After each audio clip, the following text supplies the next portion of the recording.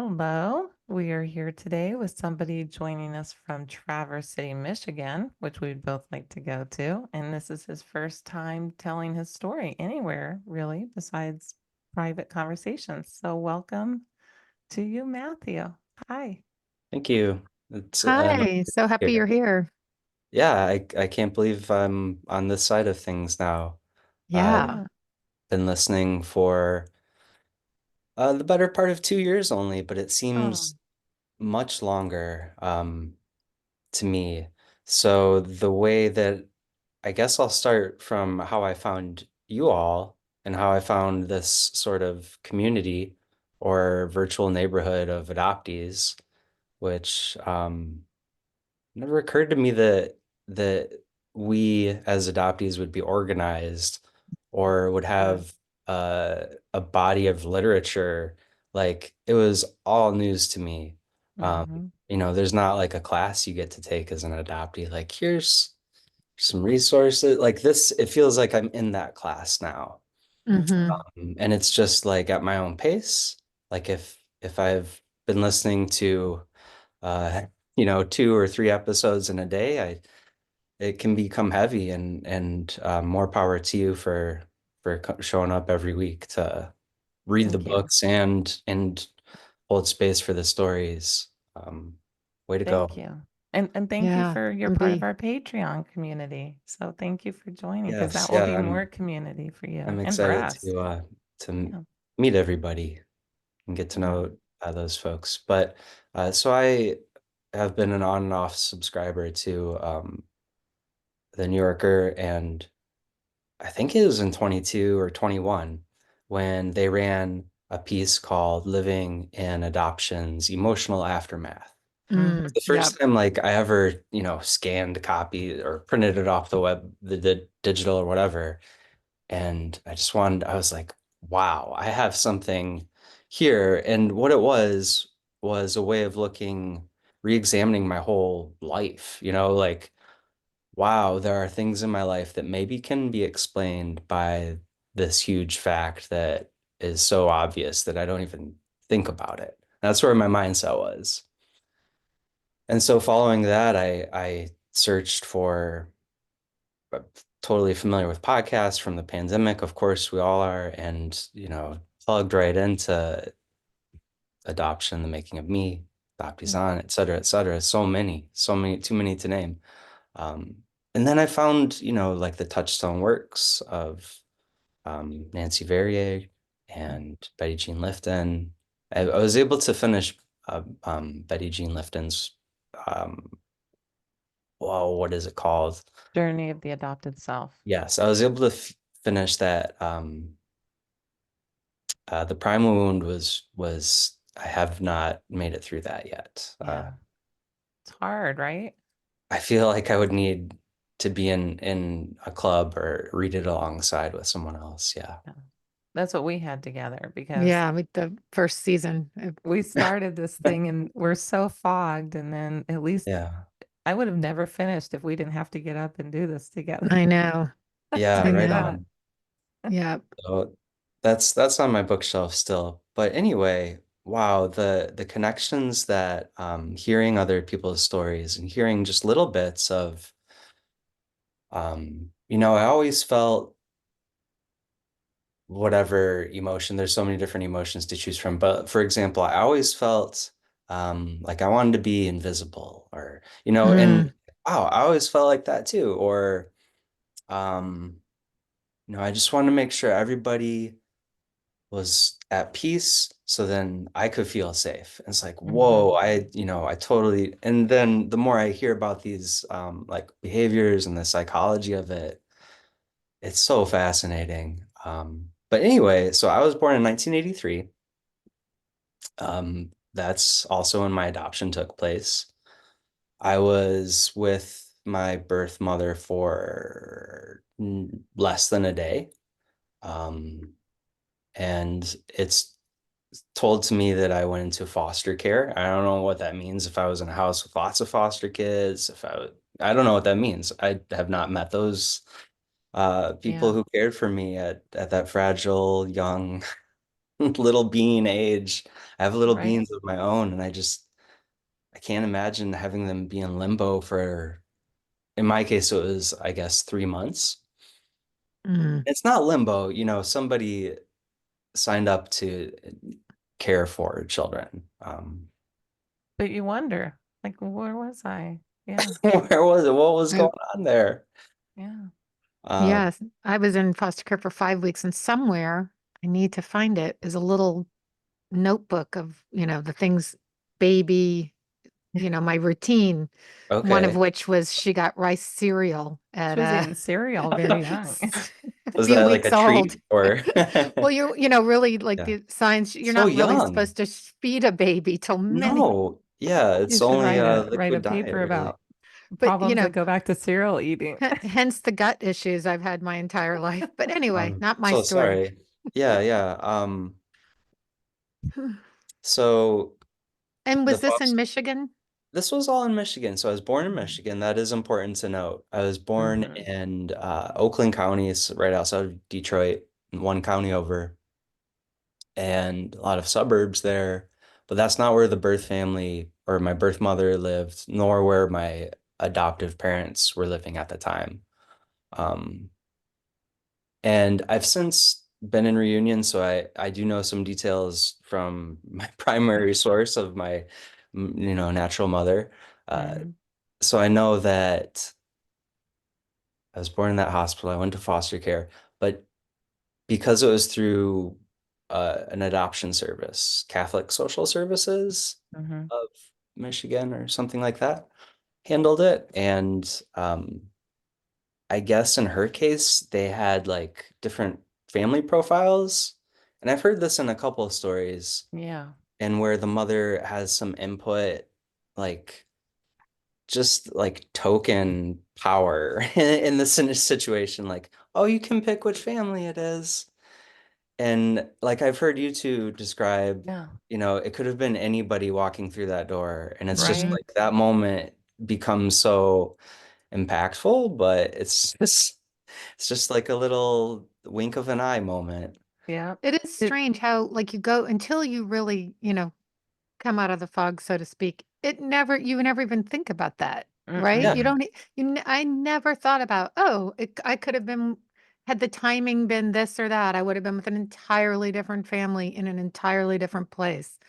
It's wild. absolutely.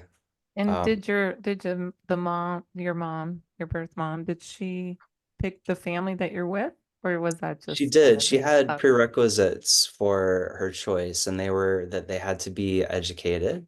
So they had to have gone to college, which check. And they had to be like active or, athletic or something. She grew up really active. And that was the case as well. And so I only recently looked at a map of where my parents started our family. And it's a little town north of Detroit, and it's like a stone's throw. It's like mere miles from where my birth mother and Wow. natural father grew up. It's just insane. Like so for that first year, I was living in Michigan. I was an infant, and then um, we hear all the time about how or we hear adoptees hear all the time about how the resources go to the um, pregnant mother up until that time of birth. And it feels like I was just thinking about it today, like that first year, I'm celebrating my first birthday. My adoptive father's family lives in Detroit. There's family nearby, but he gets laid off. And it's like suddenly they're a struggling family. There's two of them, but like how it's not in my mind as an adult, like my birth mother Yeah. had five siblings and both parents and siblings who had kids already.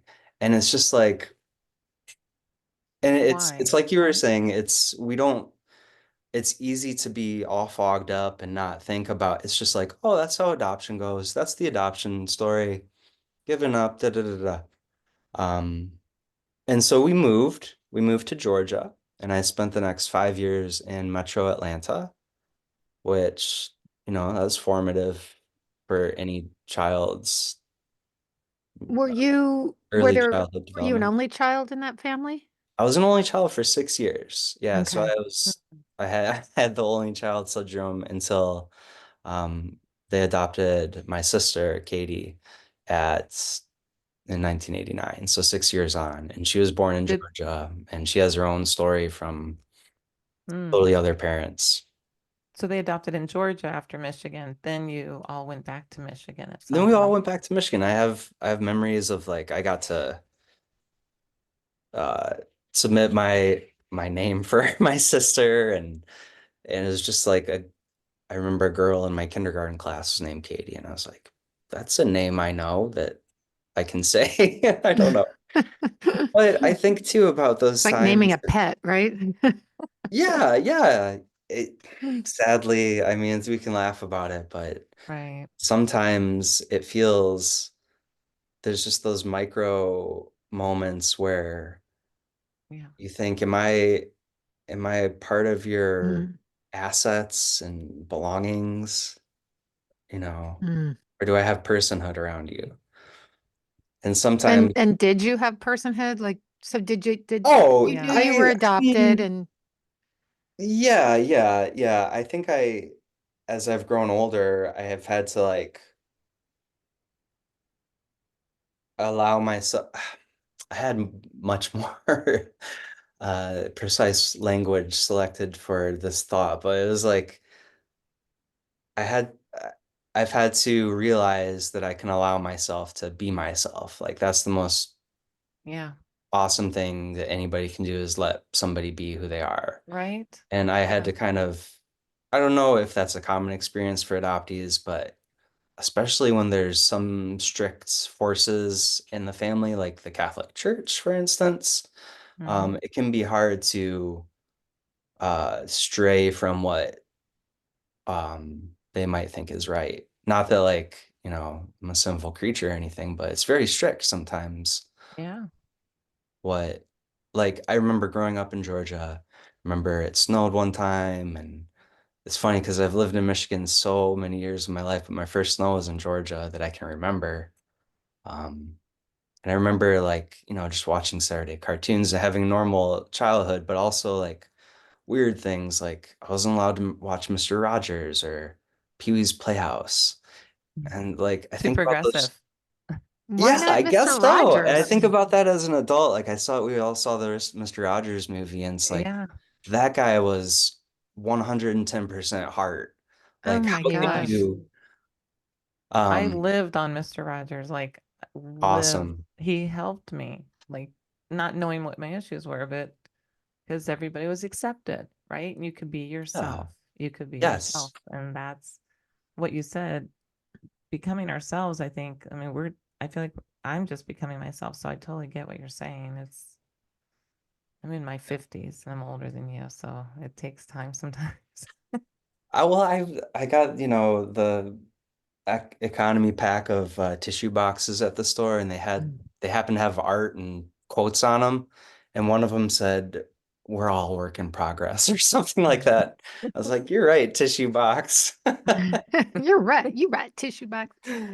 Um, so we, So they were how was your experience in your Yeah. family growing up? I mean, we went to church every week, and Mm. um, I Did you was, have did you feel an intimacy with them or did you feel like a stranger? I've always been lucky enough growing up. I had my own bedroom, and at sometimes, you know, when I became old enough to have an apartment, it felt like, wow, I was just living in a little apartment inside my house. Right. I had the TV, I had my toys, window, bed. Um, it was fine. It was nice, as nice as it could be, and unconditional love as all all the forces that we're told are able to erase anything that um, might be harmful to us, or So I'm proof that that's that's not true. Like just another person proving that that's not how it works. Um, I like how you said that the all the forces that should make this okay, right? right? Because Like, I had the same, and you're it. I like how you said that. It's just a new way. After all this time, we and still learn things. That was a good way I to am say that. grateful for being, raised to be a decent human and Yeah, good man and pretty good father and all that kind of stuff. But there's still like permeating chunk of who I am that is I'm only now like tending to, you know? yeah. Um, It sounds like a little bit of I'm projecting, so tell me if I'm wrong. Loneliness. You seem like you're a little bit lonely as a child. oh yeah. Oh yeah. I Mm. remember just sorting baseball cards for hours. Yeah, Uh, and I had a bike and I could see some of my friends in the neighborhood, but they had their own families and lives going on too. Um, Yeah, so I grew up in Michigan and changed schools a bunch of times.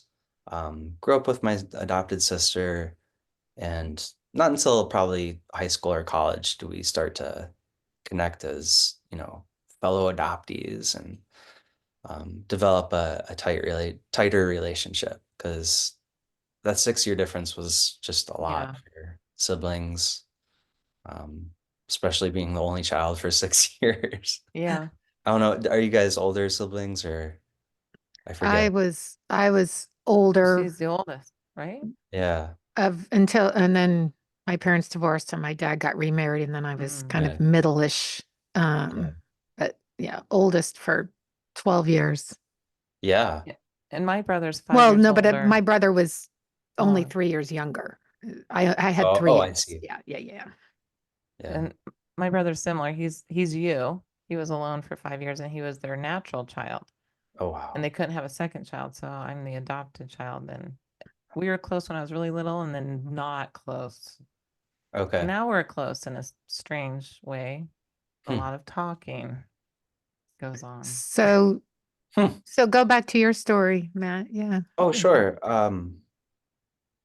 And so some of the like turning points or little nuggets along the way.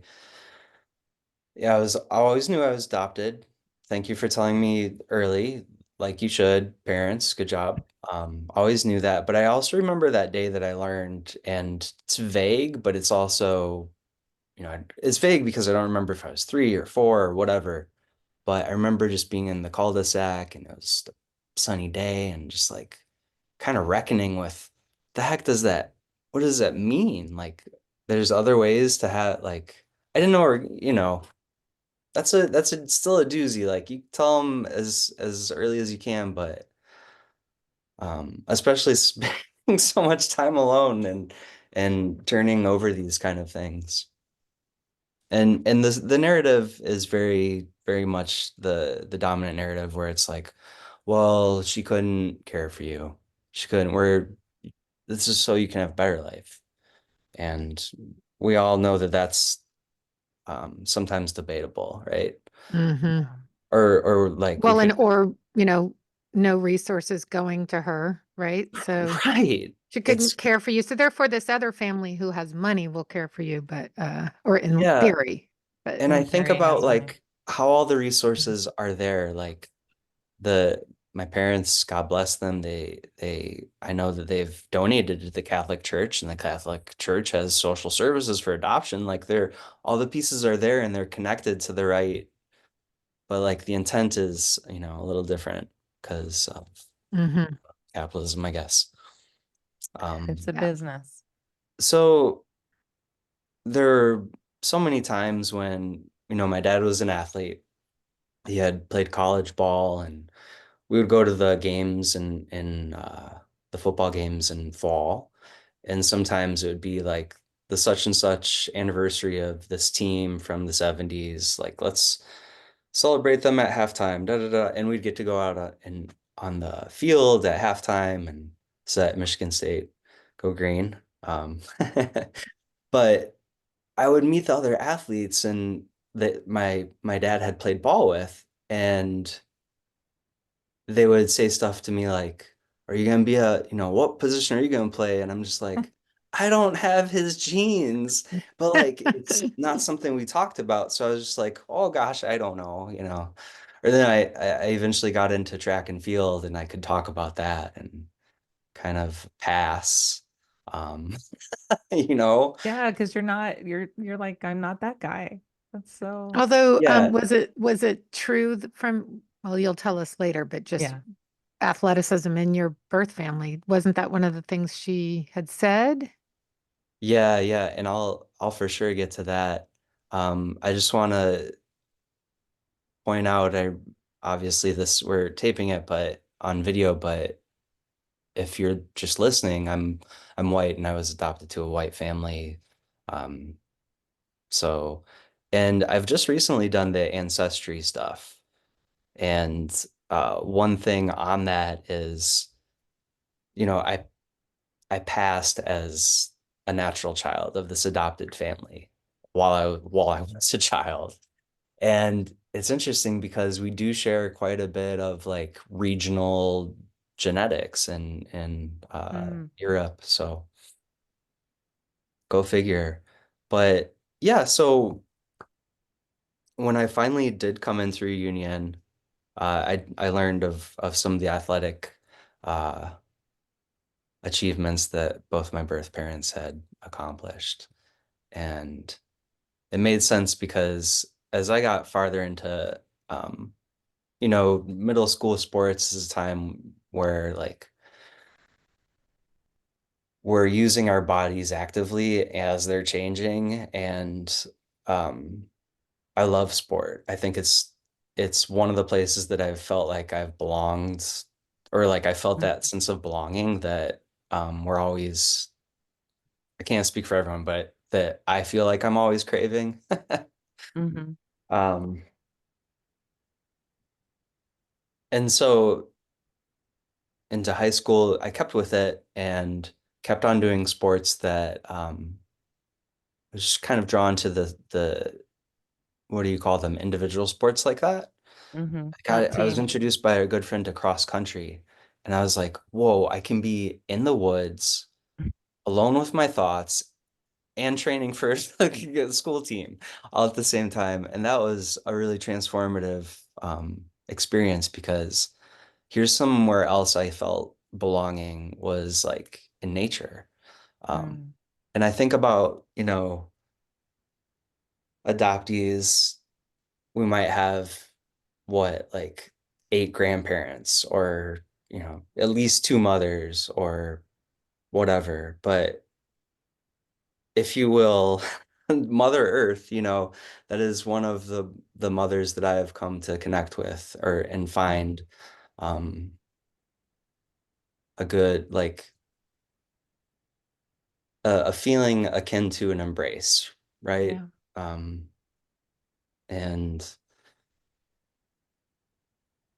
that, that led to more craving, like what else does Mother Earth have? Like and traveling and developing my own sense of self and sense of character on my own as time went on. But back to when I was still a child with my adoptive parents, I passed as a kid. We didn't talk about it being adopted in public. My father was both parents were in public schools. My father was the principal of my high school Mm, when I was a mm, student there. So it's like a PG-13 movie waiting to happen. Like starring Adam Sandler or something. But man, yeah, we talk about another like strict force, right? maybe delaying your ability or, you know, it's another obstacle to actualizing who you are, and especially if you Mm, haven't had any mirrors. And so I was very good boy. I had a smart mouth on me, but I didn't get and sent to the office because I, um, I had to keep receiving love from the places that love came from for me. And uh, yeah, I fit the good boy, all-American boy. Not that I wanted to cause trouble, but uh, it's not like the principal's son was getting invited to all the parties or anything. Like who's yeah, Right. let's invite Matt. But I still was I felt like I had a healthy social upbringing. I do remember that when I was around 16 or 17, I was just like, I gotta know more. I gotta know more. I don't remember what it was that set me off, but I knew my parents kept important documents in their closet, and I was a bad Mhm. kid for a little bit, and I trespassed. And I got the little folder with what is it called? The non-identifying information. Hmm. Yeah. Oh, you found it. It was in there. Yeah, I found it. Yeah. It was just in like a little manila folder. And there was nothing there. It was just the typed form. But I was caught and I was like, well, why Oh, would you they go caught be you? yeah, why would you go behind her backs? And Oh. it's like, Hmm. well, I don't know. We never talk about this. I didn't want to upset anybody. I just wanted to You know for just my want to own know. sake. I didn't even feel like involving you guys at the time. That's, how I thought about it. Because this is my information that um my curious mind Of course. Right? wants. Yeah. Um, so that was one instance of being dismissed, and that, when you're older, why don't you just Hmm. graduate high school? We'll tell you then. And I turn out to graduate high school, um, accepted to college, start working in the summer, and time goes on. I went to an all boys, like not an all boys, but it felt like that, an engineering school in Flint, Michigan for a minute. And that felt very isolating, not alone in a good way. I don't know if that's really important to my story as an adoptee, but I transferred the heck out of there and I went to Michigan State where there was people who thought Broader. they could study this or that, not just Mhm. one thing. And a glorious campus and woods and trails and rivers. And I felt really at home there. Um, and this is not far from where I would later learn my ancestors on both my biological and my adoptive families. Isn't I'd that come through crazy? Detroit and inhabited southern Michigan for a few Yeah. generations. So yeah, Michigan has felt like home to me. Michigan State felt like home to me. One weekend, still coming home close enough to home to the laundry, 20-year-old coming home. And I had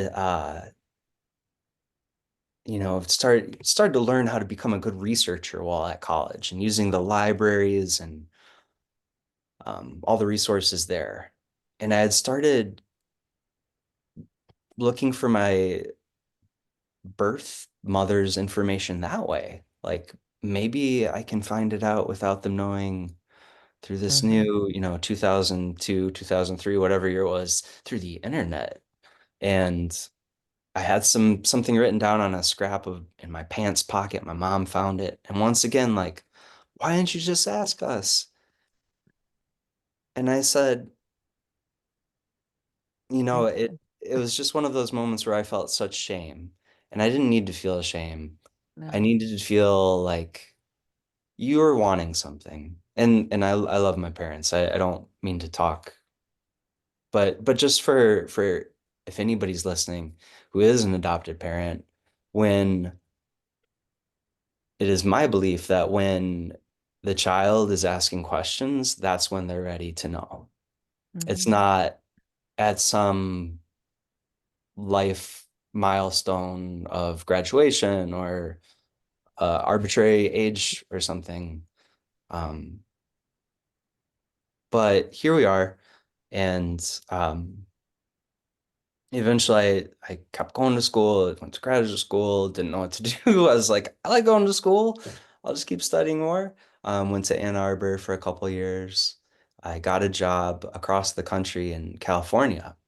Mm, And that's notable because, I spent a year there in the Bay Area in San Francisco. Loved it. What a magical place. right. Um, but that's notable. I'll come back to that in just a second. I moved back to Michigan. I was in a long-term relationship at the time, moved back to Michigan, moved back to Lansing, got a job there. And that's when I think this is like I can talk, it's like not necessarily a family podcast, right? I can talk about like psychedelic Oh, Yeah. yeah. experience or whatever. Yes, of course. Yeah, yeah. So progressively through college and through post-college, that was a window into like a universality of human experience that I was like, wow, I'm connected to the universe no matter what, right? But it was also, I remember one time in San Francisco, I was sitting there with my colored pencils and sketch pad, and my roommates, we all, ate some fun papers, and I was just letting it flow or listening to music. I'm drawing, and I look down, and it looks like this silhouette is emerging from this cracked egg, and I've just been subconsciously like drawing like what is my origin, like this mystery of myself.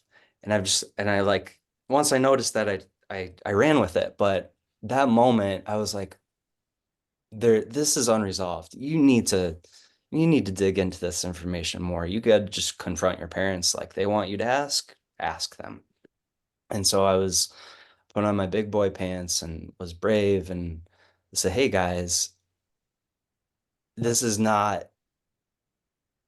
I had learned in the past, this is not about you. This is not about, what is it called? Like not an ultimatum, but this isn't a strike against you guys. This is about Hmm. my own curiosity. Like, wouldn't you want to know the people who brought you into the world, not the people who like have raised you and done all the lovely things that you've done for me and taught me life lessons and um, life skills, but and so we had some hard conversations, and I had the actual contact information for the social services. I called them in Lansing. I don't remember. I guess they were in the county. It's by county in Michigan or South, Hmm. whatever. Called them, got the last phone number for Anne Marie, my mom. And Mm. I held on to that for I don't remember how long, maybe a few hours or a day. Maybe I slept on it and went to work the next day, or I went to work the day that because I remember I called her at night after dinner. I was like, I gotta eat something. Um, and I remember my girlfriend was out of town at that point, so I had the house to myself, and that was my first contact with the voice of anybody that I'd ever shared blood with, and that was really cool. We talked for a couple hours. I She was remember, totally receiving to it. yeah, she was ready. She'd be like, I, yeah, she's waiting. She Oh, was waiting for it. But so she was in Folsom, California, and she right had where her you own life were. life story that had brought her to that point. But she told me that she had two children, who would be my half siblings, who I would be like 18 and 21 years older than. Uh, Mm. Oh, and wow. How old was she when she had you? she was born in 63, so she was 20, or yeah, she had just turned 20. So she was a much older mother later, Yeah. Or late 30s, yeah. Yeah, late late. 30s. Yeah. Yeah, so more like had prepared to have a family in her Hmm. life. And so we had talked, and She was divorced at that point. We talked about like it'd be she couldn't visit Michigan because of some custody things. She couldn't visit Michigan for more than a couple weeks at a time per year. Um, that's okay. So we set up some dates that we could potentially meet.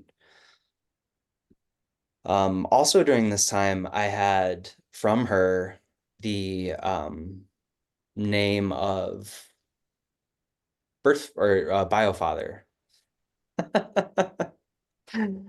Uh, for just for some levity, real quick, my friend, my one of my good friends, was talking about being adopted, and he's really genuinely interested. He's a good guy, and I was using terms like, bio mom, blood mom, egg mom, just having fun with it. And he's like, "Well, shouldn't you call him sperm dad?" And I thought that was funny. Um, but anyway, bio dad, I found him on Facebook, Oh, and that was he was also open to it too. Um, at first, he was a little bit like I've heard in other stories, like, "What do you want?" right. I'll take a paternity test. And it's like, whoa, I don't want anything. I just want to know like who you are and if you want to talk with me. Um, and if What you're were doing the okay. circumstances of your birth and her giving you up? Yeah, okay. Good question. So they were kind of like as I've as I've met and talked to her, she describes them together as like, a high school couple. Hmm. And something that is an absolute treasure, one of my most prized possessions, I have during a reunion when I quit my job in Lansing and flew out to California to meet Anne and Mark separately in two different cities. Each of them in their personal possessions for all the years that, since they had been teenagers, had kept. I might have it up here. They had kept cassette tapes. They had each made little mixtapes for Oh, each other back in the day. And my brain was just like, this is what I love doing too on CDs. yeah, But the fact that they had kept that was meant that it was a meaningful relationship to both of them. yeah, And Hmm. that they both um yeah, they both kept I mean like yeah, that's a time in their life that I'm a part of was a part of their life. So yeah. yeah, that was really awesome to and they gave them to me and I had to find a tape player. I've It's digitized them, it's but funny, but it's nice to know, like, because we search, we don't know, you don't, so many people don't know their story. It's like you want to be from somebody who loved each other and cared. Everybody wants some sort of story, right? oh It's my a, gosh. And after hearing the whole gamut of harrowing right? Yeah. and sometimes unknown, and that can be Unknown maybe even more tormenting. And so to have, yeah, just taking a moment to like I feeling. remember through that process, I was just like, wow, I have some answers. This So is awesome. I'm I'm curious, when was this that you found them? I found them when I was about 25, So 26, 20. before you had children. Before I had children, yeah. Before Yeah, I had because children, I sometimes had the it's the urge. child that spurs Hmm. it Right. on, and yeah. Yeah, well, that definitely set my brain off in a whole different way when I had children, thinking about the whole situation. I know. Hmm. Then you're really like, whoa. Yeah, I'll just share really quick about how their relationship fizzled out. He moved out west. He settled in Oregon. Um, and I guess she went out during the summer before he started school in Oregon. And I guess that's, when my conception happened. That's only reasonable um mathematically way for it to be.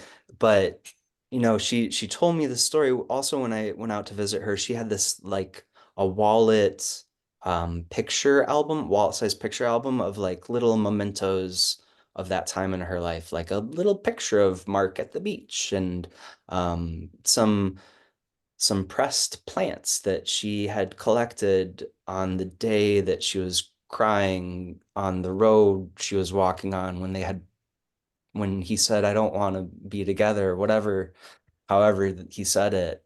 Um, so she went back to Michigan. Her parents said, you got to stay in school. You can't be a mom. She had a sister that became a young mom, and she was like, yeah, that looks like a lot of work. And so from then until 2009, 2008, whenever it exactly was, when I met her, she gave me the biggest, strongest. She's only, my size, maybe a little shorter, but she just gave me the strongest, like crunching my ribs squeeze that I'd Mm. never had a hug like that before. Mm. And she also told me something that was super touching that maybe a lot of birth mothers feel, but this was for me. This is a message for me. And she said, since you were born, I've wanted to share my love with other people so that it would eventually come back and they would share their love and it would come back and find you. And that was Mm. her way of like, if you're into like ESP and Yeah. that kind of stuff, that was her way of trying to reach me out in the ether, um, wherever I was on the planet from her. But I always found it interesting that I was drawn to California and at the time both of my biological parents were living Yeah. there in 2007. It's like it's stuff like that is weird. It is. Yeah. I I kind of fell off the map for a year when I was, and I mean like I didn't have a job. I was just traveling and I was just on this like hero's quest of going from spot to spot. And Anne is like, you should go to Hawaii. I spent a few years in the 80s in Hawaii and going to Burning Man one year and visiting one of Mark's brothers in Salt Lake City on the way from Michigan. And he had moved to Oregon. He was Mark's older brother. I've since connected with, a number of my bio father siblings, a number of my bio mom siblings, and I've had a chance to meet a couple of grandparents, three Wow. Oh, grandparents. that's Which great. Everybody's That's it's unusual. welcoming. great. Yeah. Yeah. I've had one grandparent tell me like, it was her parents that immigrated and telling me her whole like, this country, path to America. Um, so I'm once you connect curious. with oh, go ahead. Yeah. I was curious if your birth parents have seen each other or had any I know. I contact wondered that. I was thinking since that. So since when because you've been in reunion for a while now. So, I visited my uncle in Salt Lake City, and he had gone to Oregon in advance, before Mark had, and he was in the Forest Service, whatever. Um, he's working for the Forest Service, and Mark had gone out there with him. And the reason I explain that is because when I met Uncle Mike, he showed me this photo of Mark and Ann sitting atop whatever one of the lookouts in Crater Lake, and that's the only time I've ever seen a photo of them together. They haven't reunited in person, mm, but sometimes like they're both alive. I don't know if I guess everything just has to be right for if we're all Yeah. three were to meet someday. yeah. Wow. Thank you for sharing this journey and your Oh yeah, this thoughtful way of telling it. And I really, I know I'm sort of hypnotized. Like I like how your cadence and how you tell it, and it brought up a lot of feelings for myself. I'm just thinking okay. deeply. Yeah, Yeah. it's just a little fragment of my story really, but yeah, reunion can be really cool. yeah.